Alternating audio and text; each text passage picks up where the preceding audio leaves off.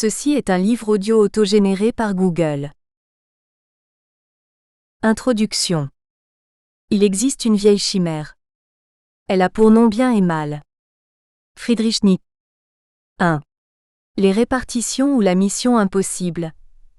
Ainsi le ton était-il donné sous l'empire de la législation antérieure à la loi de sauvegarde des entreprises. Écho d'une affirmation usuelle selon laquelle hiérarchiser les créanciers quant à l'ordre des paiements n'est pas chose aisée. Cette formule hyperbolique dénote la peur paralysante qu'inspire la perspective des répartitions à ceux devant accomplir cette tâche redoutable.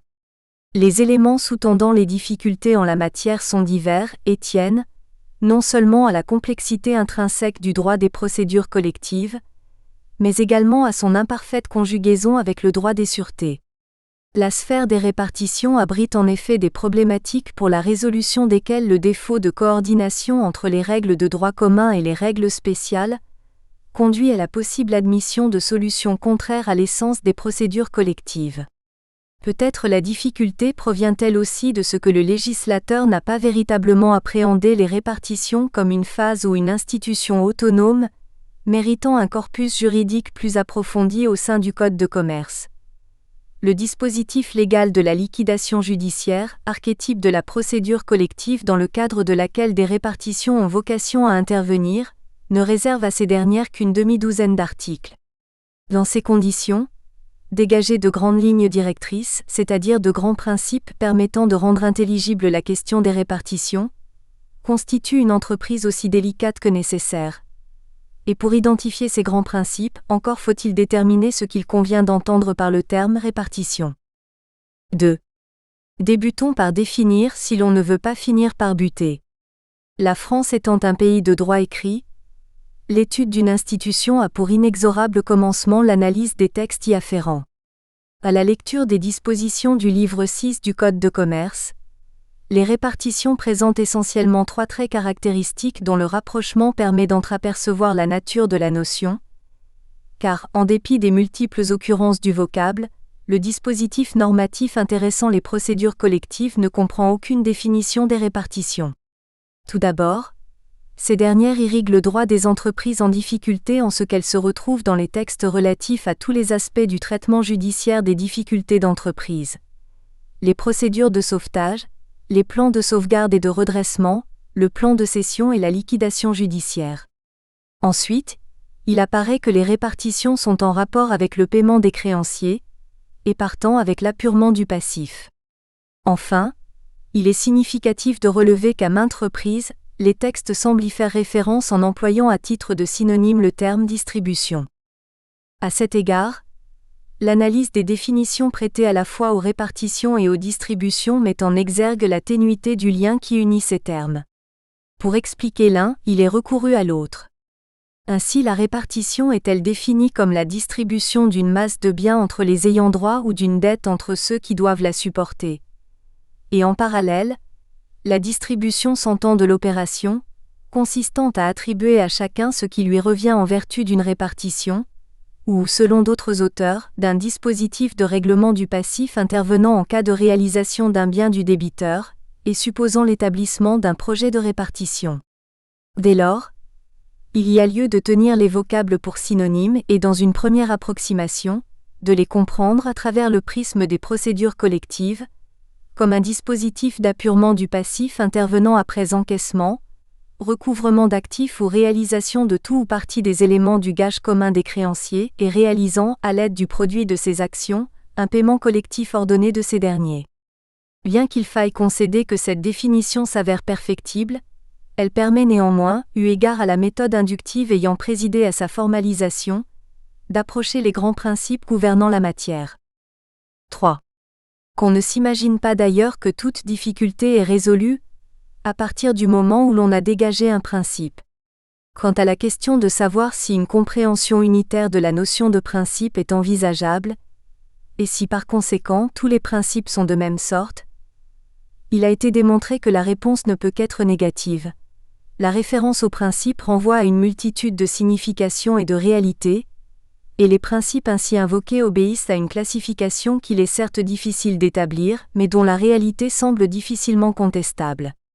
De façon schématique, et non sans emprunter un puissant raccourci, les grands principes qu'il est proposé de dégager ont pour objet de présenter une étude systématique des caractères essentiels du droit positif des procédures collectives.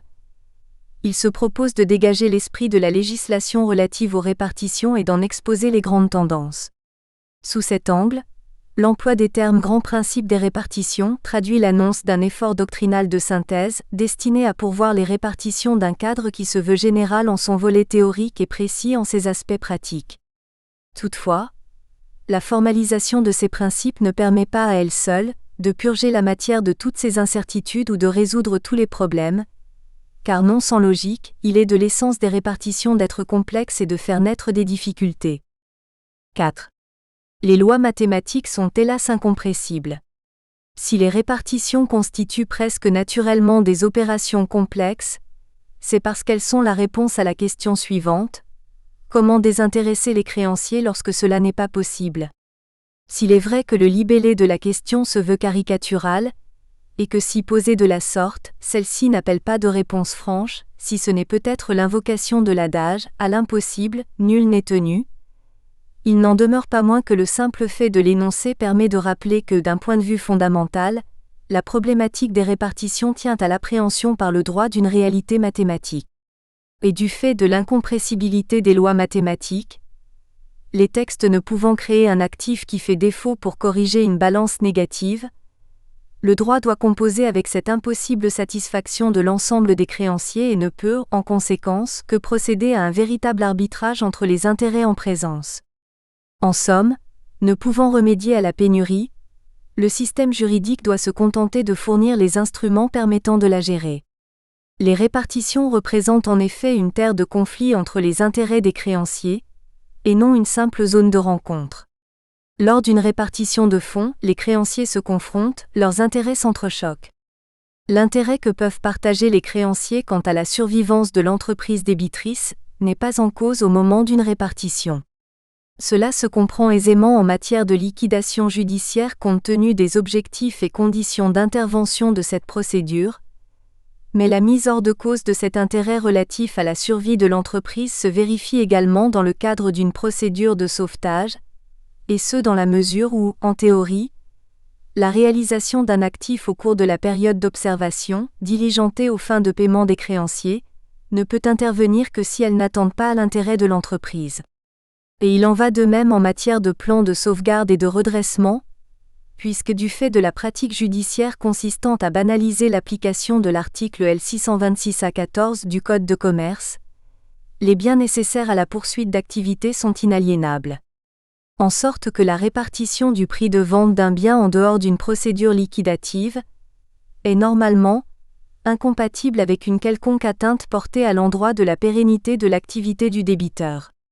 D'où il résulte que le seul élément de convergence des intérêts des différents créanciers, la survie de l'entreprise débitrice, est hors de propos en matière de répartition.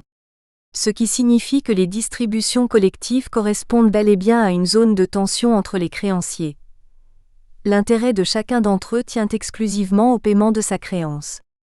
Cet état de fait, à savoir la coexistence d'intérêts que l'insuffisance du gage commun rend suprêmement antagonistes, explique que le système d'organisation ayant vocation à arbitrer entre ces intérêts soit complexe. 5. Évolution historique. Il faut néanmoins relever que les répartitions n'ont pas toujours présenté le même degré de complexité qu'à l'heure actuelle. Sans qu'il ne soit question de retracer l'entier historique des répartitions, il est possible de faire mention de quelques éléments susceptibles de mettre en évidence le fait que la physionomie des répartitions en droit positif est une physionomie moderne.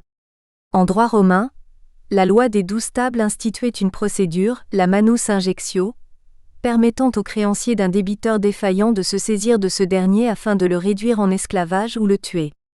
Le cadavre du débiteur pouvait éventuellement être partagé entre les créanciers, et comme cela a pu être relevé, l'histoire ne renseigne pas sur les modalités de répartition. La manus injectio pouvait conduire à une vente en bloc des biens du débiteur, et le prix se répartissait sans doute au marc le franc entre les créanciers. Le droit romain est ensuite entré dans une seconde phase avec la missio in possessionem, procédure qui consistait en une appréhension immédiate des actifs du débiteur sans recourir préalablement à une saisie de corps. Le prix de vente des biens était réparti aux marcs le franc. Au Moyen Âge, deux techniques de saisie et de répartition ont coexisté. Une saisie collective, héritée du droit romain, aboutissant à une répartition aux marcs le franc, et une saisie individuelle, héritée du droit germanique, par laquelle le premier saisissant était en droit de se désintéresser sans concours. La coutume de Paris, en 1510, mit fin à cette dualité et entérina définitivement la répartition aux marcs le franc. Il semble que la répartition aux marcs le franc soit demeurée la règle jusqu'à une époque récente, puisque les créanciers titulaires de sûreté n'ont intégré le périmètre de la procédure qu'à la faveur de la loi du 13 juillet 1967. De ce fait, le gage commun leur ayant été ouvert et la répartition aux marcs le franc ne se justifiant plus, les répartitions sont entrées dans leur ère moderne. 6. La mise en exergue de l'élément de complication. A priori, il semble y avoir une contradiction entre l'affirmation selon laquelle il est de l'essence des répartitions d'être des opérations complexes, et celle selon laquelle elles n'ont pas toujours nécessairement présenté ce trait de caractère. En réalité, la contradiction n'est qu'apparente parce qu'il ne s'agit pas de raisonner véritablement sur des situations identiques, ni même analogues, car en raison de la nature même d'une sûreté, l'intégration dans le périmètre de la procédure collective de créanciers qui en sont munis constitue une circonstance de nature à bouleverser la physionomie d'une procédure collective et partant celle des répartitions. En conséquence, il n'est pas erroné d'énoncer qu'il est de l'essence des répartitions d'être complexes dès lors que, d'une part, il est rappelé qu'il s'agit de raisonner sur des répartitions qui appréhendent les titulaires de sûreté, et d'autre part qu'il apparaît que si les répartitions sont devenues complexes, c'est précisément en raison de l'intégration de ces créanciers dans le périmètre de la procédure. En somme, les sûretés constituent l'élément de complication rendant opaque la question des répartitions. 7. Les intérêts et les enjeux, de cet élément, il est possible d'inférer deux conséquences. Tout d'abord, l'enjeu de la matière tient principalement à la façon dont les procédures collectives appréhendent les sûretés dans le cadre des répartitions. C'est dire que l'enjeu réside dans l'articulation entre le droit des sûretés et le droit des procédures collectives. L'intérêt est donc de voir dans quelle mesure le droit des procédures collectives imprime sa marque sur les sûretés, ou selon une autre approche, quel espace de liberté il est laissé au droit des sûretés dans ce cadre spécifique que constituent des distributions collectives qui présupposent l'impossible satisfaction de tous les créanciers. Ensuite, dès l'instant où la physionomie des répartitions a été modifiée par la prise en compte des sûretés, et ce, de telle sorte que les distributions en ont perdu de leur intelligibilité, alors, les grands principes des répartitions dans les procédures collectives sont, sinon tous, du moins une fraction substantielle d'entre eux, afférents aux sûretés. 8. Problématique. La première interrogation que fait naître cette constatation tient à l'identification de ces grands principes et peut conséquemment être formulée comme suit. Quels sont-ils ? Pour répondre à cette question, il convient de relever que parce qu'il s'agit de grands principes, ils ont nécessairement trait aux aspects fondamentaux des répartitions. Ils répondent donc aux questions essentielles, qui ? Quoi ? Quand ? Comment ? Et pourquoi ? Concernant le pourquoi, la question a déjà été abordée dans les propos liminaires et il s'agit d'un aspect qui transparaîtra tout au long de l'étude derrière les réponses à ces autres questions. 9. Plan de l'étude. En réalité, ces différentes questions ne se situent pas sur le même plan. En effet, si les seuls créanciers compris dans le périmètre de la procédure sont des créanciers chirographaires, les répartitions de fonds s'opéreront aux marques le franc. En revanche, en présence de créanciers privilégiés, les répartitions tiendront compte de ces sûretés et les répartitions ne s'opéreront pas aux marques le franc mais selon les rangs des créanciers. Il apparaît donc que la qualité du créancier a une incidence sur la façon dont s'opèrent les répartitions. Ce qui revient à énoncer que le qui et le quoi sont déterminants du comment, et que par voie de conséquence leur étude ne peut qu'être préalable. Et dès lors qu'il consiste en une délimitation du périmètre subjectif et objectif des répartitions, il relève de la phase préparatoire de ces dernières. Cela signifie également que le comment correspond à la phase opératoire des répartitions. Ainsi les grands principes des répartitions sont-ils les grands principes préparatoires, chapitre 1, et les grands principes opératoires, chapitre 2. Chapitre 1 Les grands principes préparatoires. 10. Des grands principes bidimensionnels. La phase préparatoire des répartitions correspond à l'appréhension par l'organe répartiteur de l'historique de la procédure collective, les distributions constituant pour ainsi dire une phase terminale de la procédure. Nombre d'événements intervenus au cours du déroulement de cette dernière ont, ou sont susceptibles d'avoir, une incidence sur la physionomie des répartitions. La phase préparatoire regroupe également une série d'actes et d'opérations préalables aux opérations de distribution, au rang desquelles figurent, par exemple, les opérations de régularisation de taxes sur la valeur ajoutée, l'accomplissement des formalités de purge ou encore la vérification du règlement des frais de procédure au tiers. Les grands principes préparatoires des répartitions correspondent au corps de règles régissant les informations les plus importantes, les éléments fondamentaux, les données essentielles aux fins de compréhension de l'architecture conceptuelle des distributions collectives. Sans doute la purge des inscriptions constitue-t-elle une diligence de premier ordre, de sorte que les règles y afférentes pourraient être agrégées en un véritable principe de la phase préparatoire. Mais il ne semble pas s'agir d'un grand principe en ce sens qu'un tel principe ne paraît pas s'analyser comme la traduction d'un caractère essentiel des répartitions. Ainsi les grands principes préparatoires ont-ils pour fonction de fournir les éléments de base à partir desquels les répartitions pourront entrer dans leur phase opératoire. Dès lors, leur objet se comprend de la délimitation du périmètre des répartitions. Sous cet angle, les grands principes de la phase préparatoire constituent les principes permettant de répondre à deux questions fondamentales. La première peut se formuler comme suit. Quelles sont les personnes devant être destinataires d'un paiement lors des répartitions de fonds ? Quant à la seconde, elle peut se rédiger en ces termes. Chez ces personnes, quels sont les attributs à prendre en compte ? En somme, ces deux questions ont respectivement trait à la délimitation des périmètres subjectifs et objectifs des répartitions. Le grand principe qui incarne la dimension subjective de la phase préparatoire s'entend du principe de participation universelle des créanciers aux répartitions, section I, tandis que celui qui en représente la dimension objective se comprend du principe de considération des sûretés dans les répartitions, section 2. Section I. Le principe de participation universelle des créanciers aux répartitions. 11. L'énoncé sommaire du principe de participation universelle des créanciers aux répartitions. Ce principe s'entend de celui selon lequel tous les créanciers d'un débiteur se trouvant sous l'empire d'une procédure collective viennent aux répartitions. Limpide en son énoncé, il exhorte toutefois à quelques observations sur sa justification, 1 et sa portée, 2, ce qui somme toute équivaut à reconsidérer sa signification véritable. À ce titre, il importe d'ores et déjà d'indiquer que la vigueur du principe, malgré son libellé assertif, est tempérée en diverses hypothèses qui ne seront que par suite exposées. 1. La justification de l'existence d'un principe universaliste. 12. Une double justification. Lorsque le législateur envisage le paiement collectif des créanciers dans le cadre des répartitions, il ne fait état d'aucune restriction quant à la participation de ces derniers. Bien au contraire, en ce qu'il est énoncé que le montant de l'actif est réparti entre tous les créanciers, le Code de commerce postule le caractère universaliste des distributions collectives et semble consacrer un puissant effet attractif de ces dernières.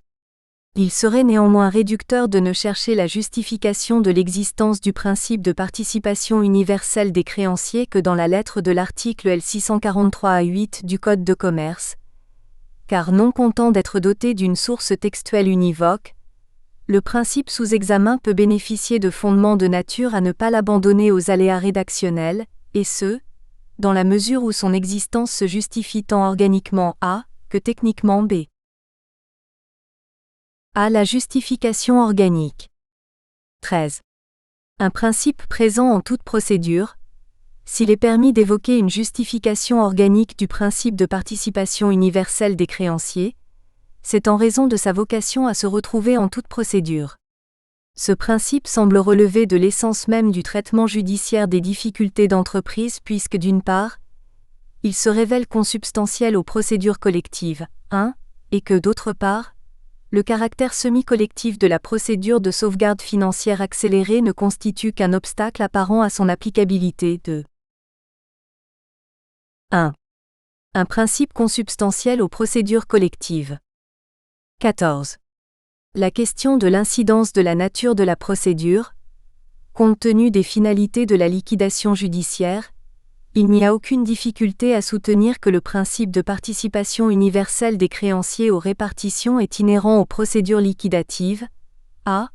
Cependant que la nature même des procédures de sauvetage pourrait être perçue comme faisant obstacle à un tel caractère. En réalité, à l'instar de la sauvegarde financière accélérée, les procédures de sauvetage ne représentent qu'un faux problème. A. Un principe inhérent aux procédures liquidatives. 15. Un principe en rapport avec la finalité de la liquidation judiciaire. La participation universelle des créanciers aux répartitions prend valeur de principe au regard de la finalité intrinsèque de la liquidation judiciaire. À la lecture des dispositions du premier article intéressant le régime de cette procédure collective, il se comprend, en ce qu'il y est énoncé que la procédure est destinée à mettre un terme à l'activité ou à réaliser le patrimoine du débiteur par cession globale ou isolée de ses droits et de ses biens, que celle-ci a pour objectif principal, voire unique, la réalisation des actifs du débiteur afin de désintéresser ses créanciers. C'est dire qu'il s'agit là de sa finalité essentielle. Or, si la répartition du produit des réalisations d'actifs aux fins de désintéressement des créanciers est consubstantielle à la liquidation judiciaire, si elle relève de l'essence même de cette procédure, il faut admettre que, par principe, tous les créanciers du débiteur ont vocation à participer aux répartitions, et que ce ne sera que par exception que certains d'entre eux ne pourront prétendre à une telle participation.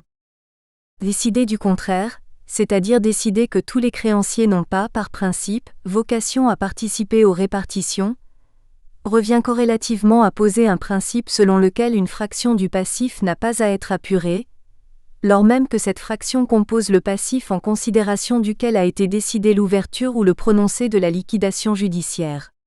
En conséquence de quoi il faudrait décider, par exemple, que seule une partie du passif exigible, la fraction ayant vocation à être effectivement apurée, doit être confrontée à l'actif disponible afin de caractériser l'état de cessation des paiements, et ce, à peine d'illogisme. Il serait d'une incongruité certaine de considérer qu'il y a cessation des paiements et impossibilité manifeste de redresser l'entreprise, c'est-à-dire considérer que sont réunies les conditions d'intervention d'une liquidation judiciaire, sur la base de dettes qui n'auront par principe pas à être payées. Et puisqu'aucune disposition du Code de commerce relative à la caractérisation de l'état de cessation des paiements n'offre d'assise textuelle à une telle appréciation, il convient de conclure précisément que pareille appréciation est condamnée. De sorte qu'en exposant ainsi les objectifs de la procédure de liquidation judiciaire sans pour autant apporter une restriction de jure à la participation des créanciers aux distributions du produit de l'actif de la procédure, soit de façon explicite, soit de façon implicite par une modulation de l'étendue du passif à appréhender aux fins de caractérisation de l'état de cessation des paiements, le Code de commerce pose indirectement, mais nécessairement, le principe selon lequel tous les créanciers ont vocation à participer aux répartitions.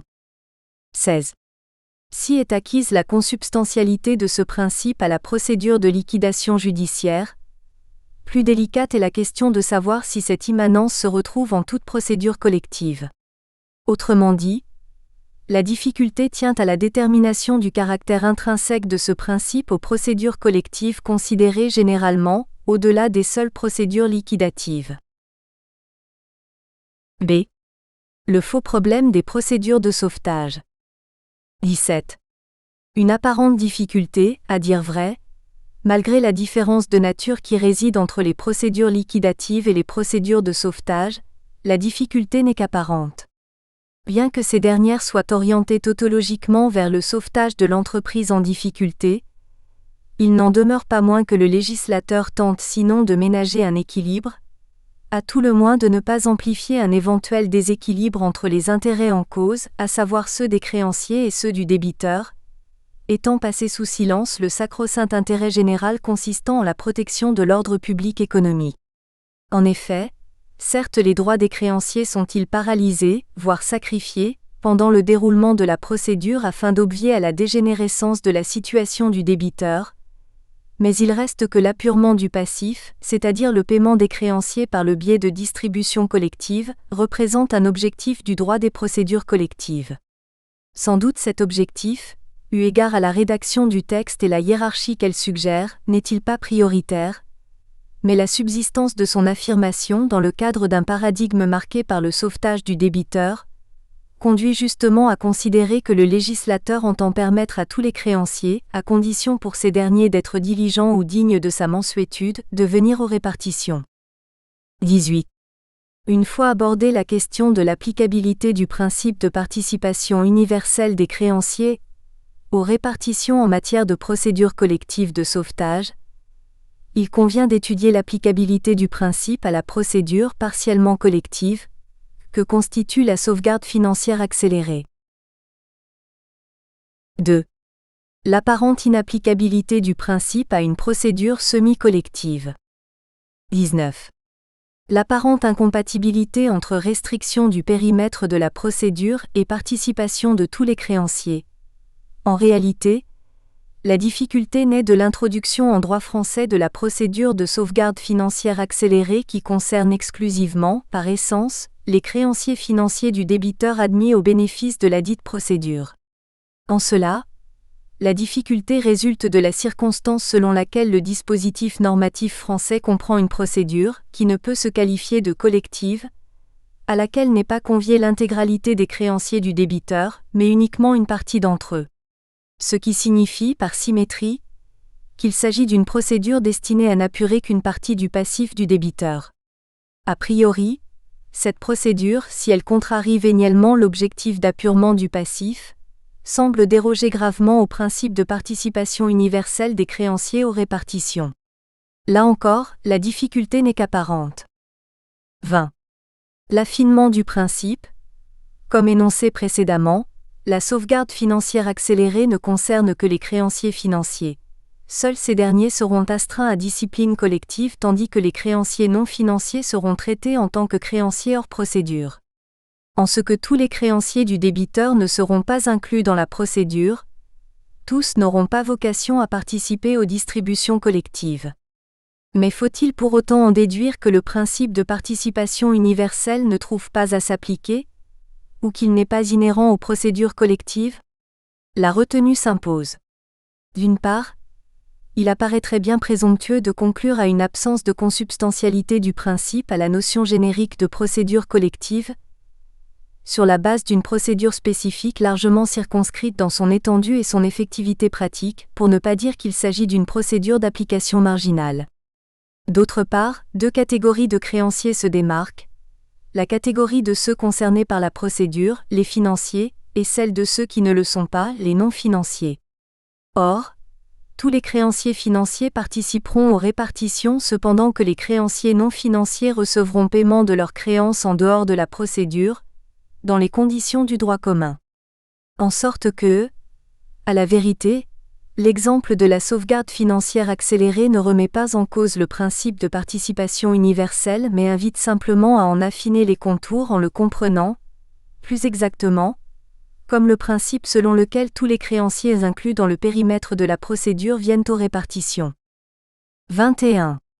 De la justification organique à la justification technique. L'affirmation formelle de la participation universelle. Depuis la loi de sauvegarde des entreprises, les règles afférentes aux répartitions du produit de la liquidation judiciaire, à savoir les recouvrements et réalisations d'actifs, ainsi que le cas échéant, les produits de la plupart des actions en responsabilité intentées à L', en contre de certains tiers, sont prescrites aux articles L643-4 à L643-8 du Code de commerce. À ce titre, l'implantation qui est dévolue aux articles susmentionnés au sein du Code de commerce exhorte à considérer que la structure même du titre 4 du livre 6 de ce Code pose le principe de participation universelle des créanciers aux répartitions du produit de l'actif de la liquidation judiciaire. En effet, les règles du droit des procédures collectives régissant les distributions du produit de la liquidation judiciaire sont incluses dans une section première intitulée « Du règlement des créanciers », s'intégrant elle-même au sein du chapitre 3 intitulé « De l'apurement du passif » du livre 4 sus évoqué. Ainsi est-il possible d'inférer de l'architecture du Code de commerce relativement à la question des répartitions, la volonté du législateur de permettre à tous les créanciers d'un débiteur se trouvant sous l'empire d'une procédure de liquidation judiciaire de participer aux distributions du produit de celle-ci, en concordance avec la finalité intrinsèque de cette procédure collective. En ce sens, il est significatif que les dispositions se rapportant aux répartitions confèrent à celle-ci la finalité d'apurement du passif, considérée largement eu égard au libellé du chapitre au sein duquel s'incorporent lesdites dispositions, en les érigeant en modalité de désintéressement des créanciers, visés universellement par la section précitée. En cela, le législateur envisage le paiement des créanciers, opéré par le jeu des distributions, comme le moyen sinon privilégié, du moins ordinaire de l'apurement du passif dont l'importance a présidé à l'ouverture ou le prononcé de la liquidation judiciaire.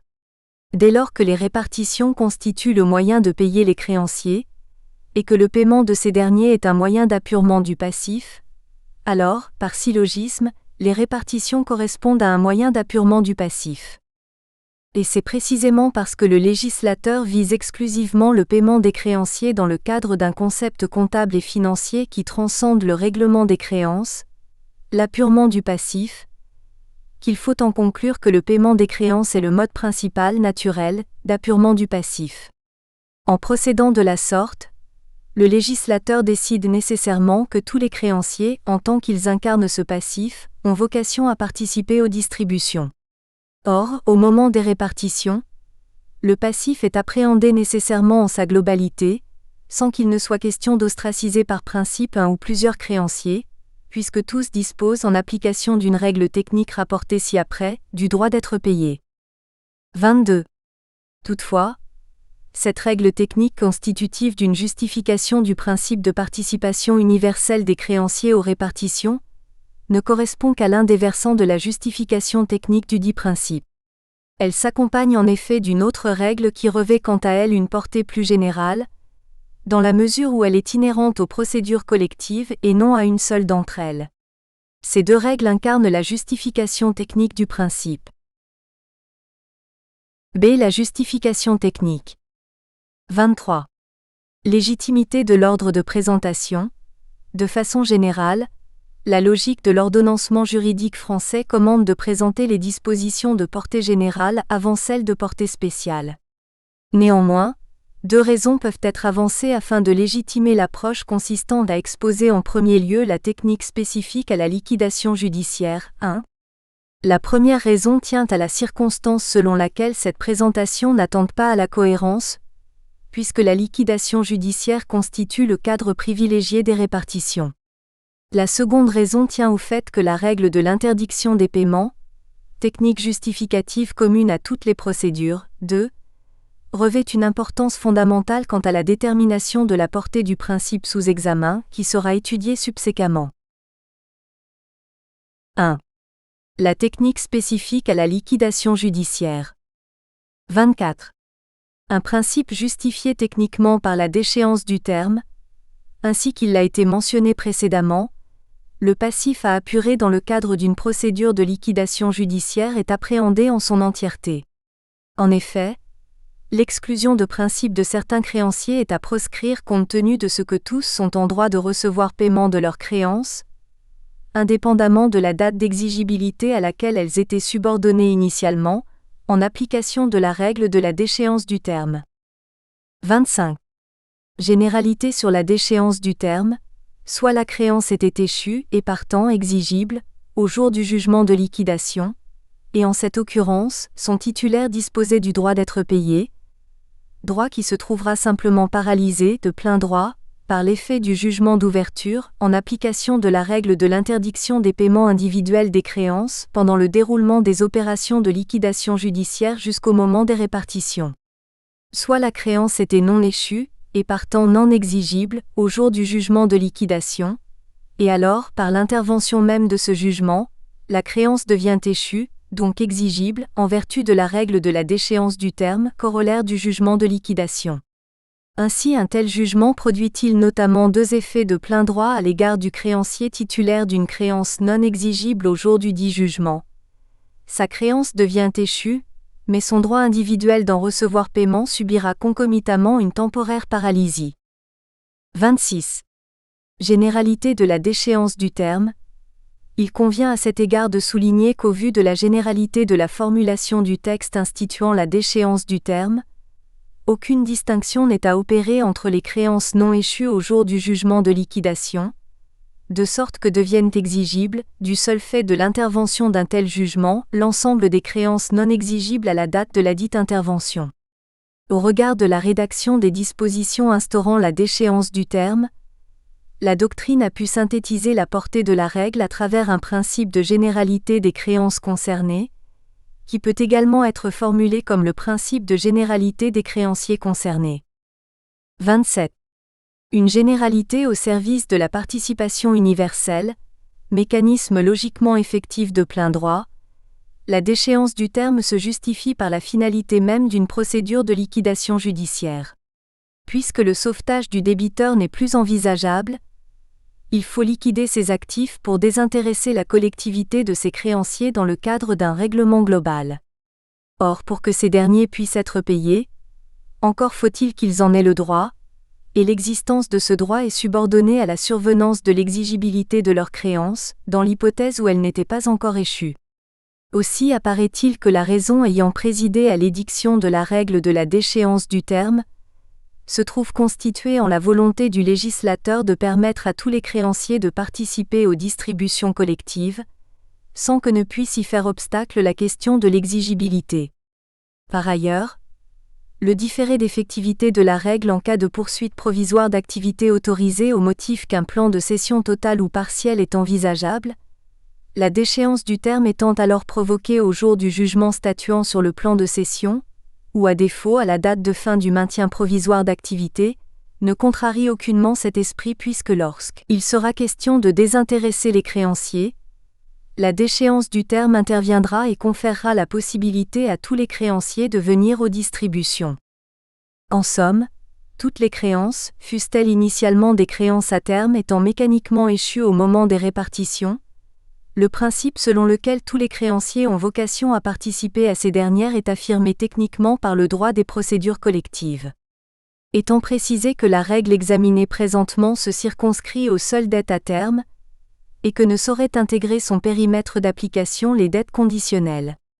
En effet, le caractère conditionnel de la créance rend symétriquement conditionnelle la qualité de créancier, si bien que la créance sous condition rend ipso facto contingente la participation de son titulaire aux répartitions, sans préjudice du principe de participation universelle des créanciers. 28. La technique spécifique à la liquidation judiciaire constitutive d'une justification du principe de participation universelle des créanciers ayant été étudiée, il convient à présent de s'appesantir sur la technique commune à toutes les procédures, à savoir l'interdiction des paiements. Comme cela a été annoncé précédemment, la règle de l'interdiction des paiements est fondamentale quant à la compréhension du principe de participation universelle des créanciers. Elle permet en effet d'assurer la jonction entre la justification de l'existence du principe et la détermination de sa portée.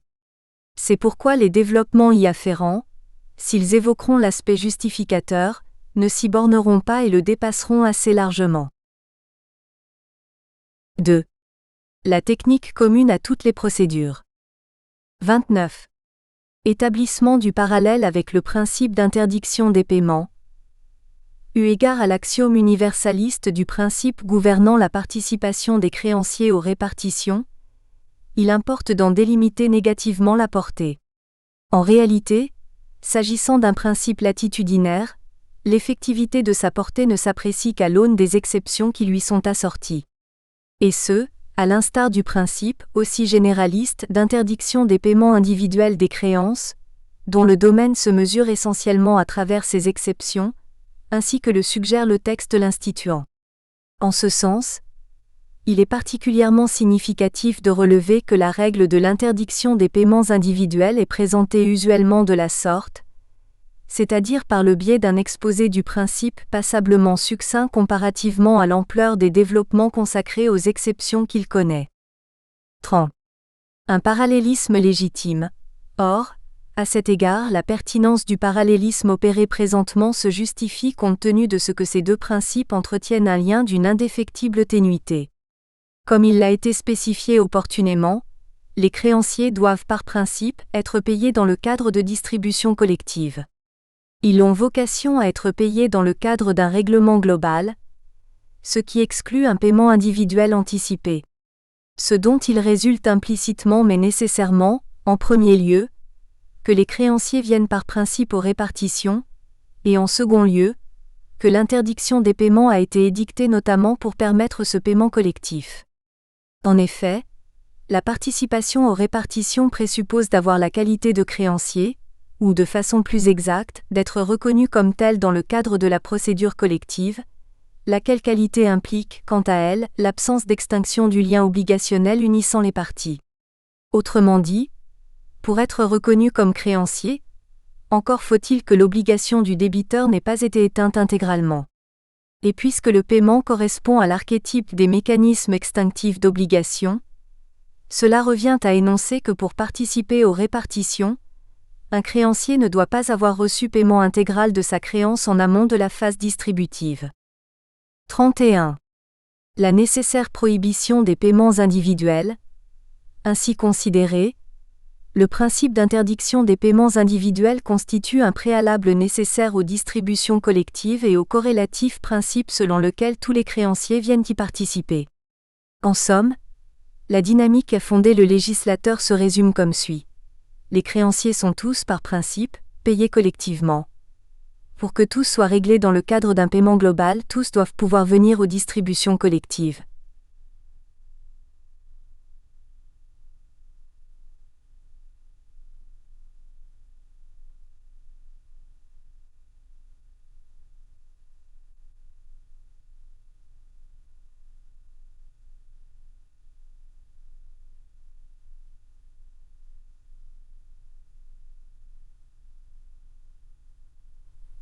Top. 32. L'interdépendance fondamentale des principes. Sous cet angle, il apparaît que le principe de participation universelle des créanciers se comprend comme une justification et une finalité de la règle de l'interdiction des paiements, laquelle devenant par contre-coup un moyen d'y parvenir. C'est parce que les créanciers doivent être par principe payés collectivement dans le cadre des répartitions que les paiements individuels sont proscrits. Ce qui tend à accréditer la thèse selon laquelle l'interdiction des paiements individuels participe surtout de l'organisation collective de la procédure. C'est précisément en ce sens qu'il existe une interdépendance fondamentale entre les principes. S'il est permis d'affirmer que le principe de participation universelle existe, c'est parce qu'il finalise le principe d'interdiction des paiements individuels, c'est parce que ce dernier a été notamment édicté pour parvenir à une participation universelle des créanciers. En un sens, le principe de participation universelle existe parce qu'il constitue le présupposé latent de la règle d'interdiction des paiements individuels. En outre, il est acquis que la recherche d'une égalité de traitement entre les créanciers est un fondement de l'interdiction des paiements.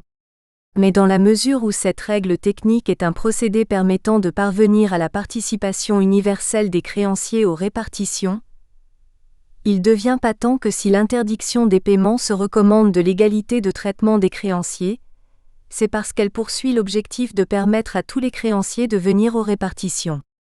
La participation de principe de tous les créanciers aux distributions est en effet la concrétisation du traitement égalitaire de ces derniers. 33. Le cohérent recours à une méthode de présentation similaire. Par suite, le domaine de l'interdiction des paiements conditionne partiellement, mais éminemment, celui du principe de participation universelle. Un créancier privé du droit de recevoir un paiement individuel aura mécaniquement vocation à participer aux répartitions. À l'inverse, un créancier destinataire d'un paiement intégral par dérogation à la règle de l'interdiction des paiements ne participera pas aux répartitions. Par le jeu de l'interdiction des paiements, le principe de participation universelle tolère donc des exceptions. Il s'ensuit qu'est valable l'assertion selon laquelle la portée effective du principe, nonobstant le postulat du caractère apodictique de ce dernier, n'est pas absolue. Pour ces raisons, la manière de présenter le domaine du principe d'interdiction des paiements des créances vaut tout aussi bien pour celui du principe de participation universelle des créanciers aux répartitions. 2. La détermination de la portée négative d'un principe relatif. 34. Un principe nuancé matériellement. Si le principe est celui de la participation universelle des créanciers, cela ne signifie nullement qu'il s'imprègne d'absolutisme en ne souffrant aucune nuance ou exception. C'est pourquoi il convient d'indiquer que, par exception, tous les créanciers d'un débiteur ne participeront pas aux distributions collectives. Il faut en effet combiner cette participation de principe avec l'ensemble des règles spéciales gouvernant les procédures collectives. En ce sens, certaines de ces règles, en tant qu'elles instituent les mécanismes orchestrant les procédures collectives, feront office d'exception contingente au principe de participation universelle des créanciers aux répartitions, cependant que d'autres règles, en ce qu'elles excluront directement ou indirectement certains créanciers du champ des répartitions en de très précises occurrences, feront figure d'exception systématique, b. Ce qui revient à dire que le principe selon lequel tous les créanciers participent aux répartitions est soumis à deux conditions cumulatives négatives. En effet, en vue de participer aux répartitions, les créanciers doivent, d'une part, ne pas se trouver dans une situation de contrat. Nous espérons que vous avez apprécié cet aperçu. Pour continuer à écouter ce livre audio sur Google Play Livres, utilisez le lien dans la description de la vidéo.